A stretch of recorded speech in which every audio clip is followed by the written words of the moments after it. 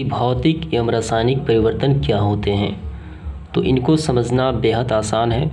तो सर्वप्रथम हम लोग ये जान लेते हैं कि भौतिक परिवर्तन किसे कहा जाता है। ऐसा परिवर्तन जिनमें पदार्थ का रूप बदल जाता है लेकिन कोई नया पदार्थ नहीं बनता, तथा जिसके परिवर्तन के पश्चात पदार्थ को पूर्व अवस्था में प्राप्त किया जा सकता है।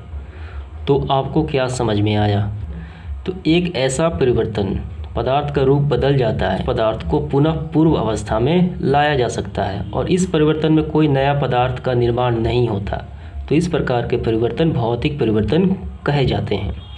जैसे देखिए मोमबत्ती का पिघलना, आपको ध्यान देना है मोमबत्ती का जलना नहीं है, मोमबत्ती का पिघलना है। अगर मोमबत्ती पिघल जाती है तो उसे पूर्व अवस्था में यानी मोम के रूप में पुनः ठोस अवस्था में प्राप्त किया जा सकता है। पानी से बर्फ़ का बनना, पानी एक द्रव अवस्था है और ये बर्फ़ ठोस अवस्था है। बर्फ़ अगर पिघल जाता है तो वो पानी पूर्व अवस्था में प्राप्त किया जा सकता है। लोहे का गर्म होकर लाल होना, जब लोहा होता है वो काले रंग का हो जाता है, जब उसे गर्म किया जाता है तो वो लाल रंग का हो जाता है। अगर वही लोहा जब ठंडा हो जाए तो पूर्व अवस्था के रंग को प्राप्त कर लेता है। आपको यही बात ध्यान देनी है कि भौतिक परिवर्तन में कोई नया पदार्थ नहीं बनता है और इस परिवर्तन को पुनः रिवर्स यानी पूर्व अवस्था में प्राप्त किया जा सकता है। ठीक है, तो उम्मीद करता हूँ ये आपको समझ में आ गया होगा भौतिक परिवर्तन। आइए देख लेते हैं रासायनिक परिवर्तन किसे कहा जाता है। रासायनिक परिवर्तन, जब कोई पदार्थ किसी अन्य पदार्थ से मिलकर एक नए पदार्थ का निर्माण करता है, परिवर्तन के पश्चात पुनः पूर्व अवस्था में प्राप्त न किया जाए तो ऐसे परिवर्तन को रासायनिक परिवर्तन कहे जाते हैं।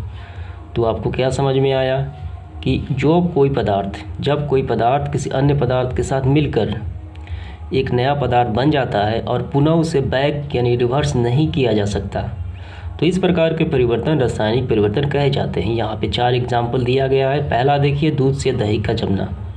दूध में अगर थोड़ा सा दही मिला दिया जाए तो वही बन जाता है और पुनः दही को दूध में नहीं तब्दील किया जा सकता। इसके बाद लोहे में जंग लगना, लोहे में जंग जो लगता है पुनः उसे पूर्व अवस्था में नहीं लाया जा सकता। ये सारे रासायनिक परिवर्तन के उदाहरण हैं। फल का पकना, भोजन का पचना, भी बहुत सारे एग्जाम्पल हमें देखने को मिलते हैं रासायनिक परिवर्तन के। तो उम्मीद करता हूँ ये आपको समझ में आ गया।